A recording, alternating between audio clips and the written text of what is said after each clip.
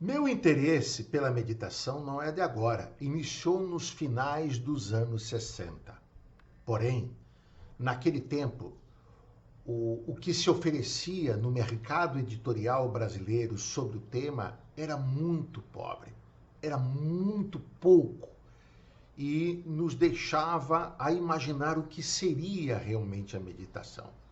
Haviam 2 ou 3 autores que tinham escrito sobre yoga e em alguma parte do seu livro mencionado en passant o tema meditação, o que já caracterizava que não era a área específica desses autores, a grande maioria deles. Tá? E depois, nos anos 70, começou a haver um movimento muito forte com interesses sobre o tema yoga, sobre o tema meditação, separadamente ou juntos. E aí eu comecei a adquirir livros e ler livros sobre o assunto. Havia inclusive uma livraria muito importante na rua Gonçalves Dias, se não me engano, lá no Rio de Janeiro, e que tinha um acervo de livros muito importante. Como eu não dominava o inglês, aliás, não domino até hoje, eu os lia em espanhol, mas eram muitos livros provenientes de importação da Argentina. E aí eu comecei a me debruçar sobre o tema, estudá-lo para compreender e tentar começar a praticar. O que era muito difícil, porque ao fim e ao cabo eu não entendia qual era a mecânica, porque ninguém me dizia exatamente qual era a mecânica. O que me diziam era para fechar os olhos.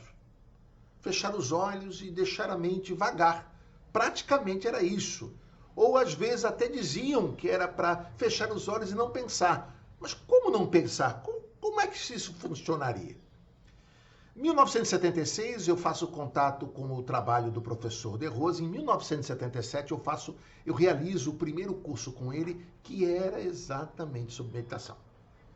E aí eu fiquei muito chocado, porque à medida que ele desenvolvia o tema e apresentava o tema, ele apresentava com tanta autoridade, de forma tão cristalina, de forma tão contundente, caracterizando alguém que tinha domínio sobre a matéria, que eu não tinha encontrado em nenhum daqueles 15, 16 livros que eu havia adquirido, inclusive de mestres indianos importantes e outros autores super badalados no Ocidente. Nenhum deles tinha me explicado, ou como o professor De Rose estava me explicando o que era meditação. O que era, o que não era, olha que coisa interessante.